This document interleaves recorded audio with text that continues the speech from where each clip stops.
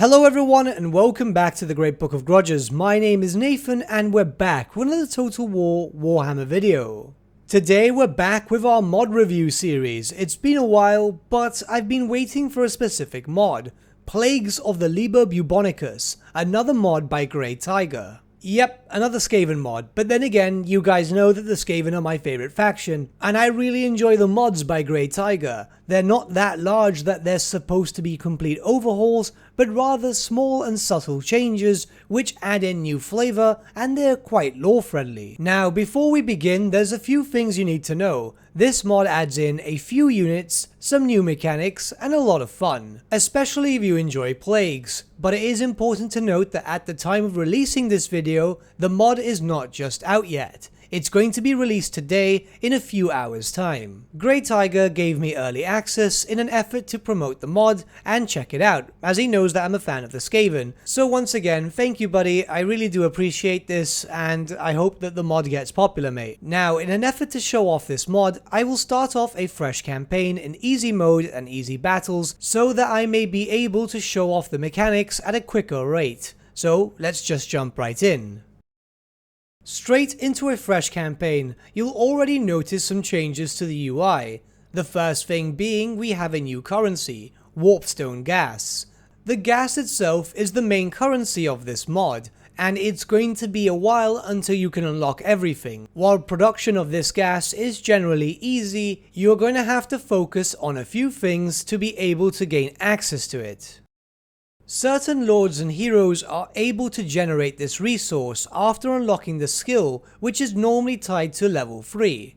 In most cases, this skill will give you +3 gas per turn. However, Lord Skrolk, being who he is, can generate 6 per turn with a use of a second skill point. Plague Priests can also generate 3 per turn, once again at level 3, but bear in mind once again that not every character can actually generate this gas. For example, through my testing, Grey Seers with the spell of Plague cannot generate this gas. It makes sense, it's not really a Clan Pestilence unit or hero.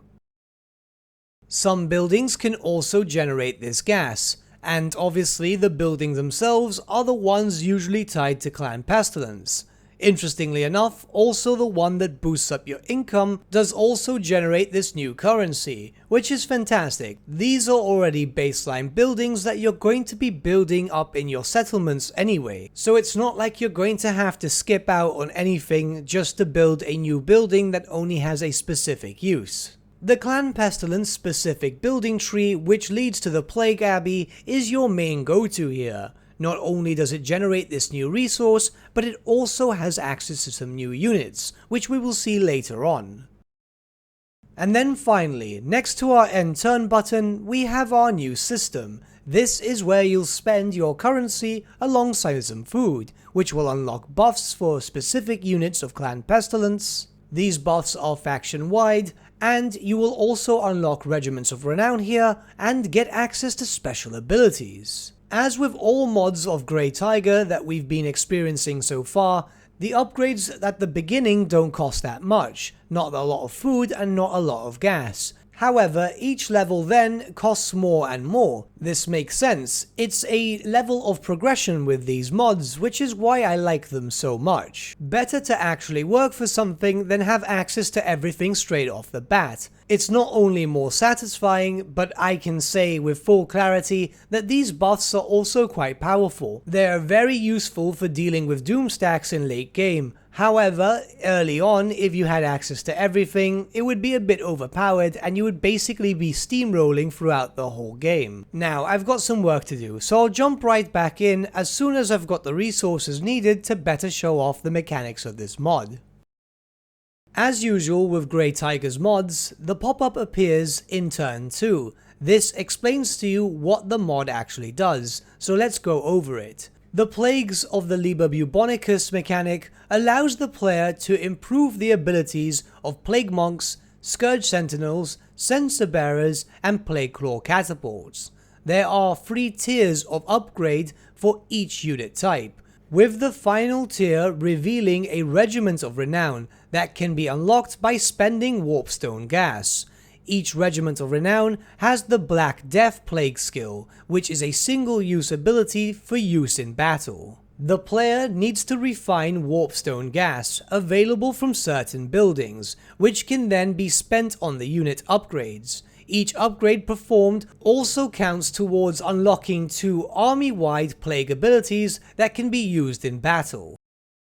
Now, it's been a decent number of turns, and in truth, I haven't really expanded much. I solidified myself in a region and allowed myself to just sit there and accumulate this gas. The starter buffs themselves aren't that strong, which is understandable, but once you start spending more and more resources, they'll get stronger. However, you'll obviously need more resources to be able to unlock the stronger tiers. This is now dependent on your playstyle. Do you want to stockpile and then unlock everything at once, or unlock as you go? As soon as you complete one tier, you'll also have access to be able to purchase a new Regiment of Renown. This will once again cost some warpstone gas. And please bear in mind that the 250 that you need to pay only puts the unit in your recruitment pool. Then afterwards you'll have to pay with your income. You'll also notice that after completing the multiple tiers for 2 units, you'll also unlock a special ability. These are quite damaging and very punishing abilities to use on your enemies.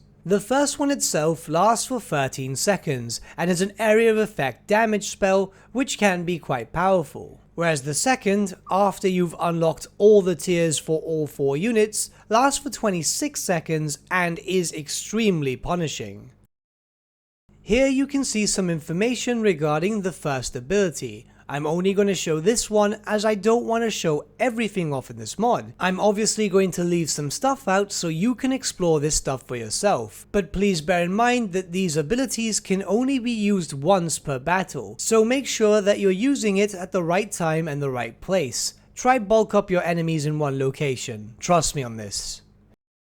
Now with this, I'm going to show off some of the new units and also show off their stats. There's not a lot of new units and not a lot of unique models, however this is mostly based around your buffs and how powerful you can be. The unique units themselves are rather interesting, with a Skaven suicide bomber known as a martyr. It was rather interesting to use. Now please bear in mind that unfortunately my mouse wheel died as I was recording this segment, and I'm the type of YouTuber who unfortunately never learns of his mistakes and didn't get a spare, so unfortunately I'm not gonna have too many stylized shots here. But all in all, I want to give my final thoughts regarding this mod. Plagues of the Liber Bubonicus is a small but rather interesting, lore-friendly take on a Clan Pestilence rework. Once again, Grey Tiger does a stunning job on a mod which in truth is small, but it plays rather large. The units themselves are fairly well balanced, the mechanics in play are fun to actually achieve, and it's nice to see some love given to Clan Pestilence. Not because it's my favourite clan, but rather the fact that Clan Pestilence itself is rather bare when comparing it to clans such as Eshin or Scryer.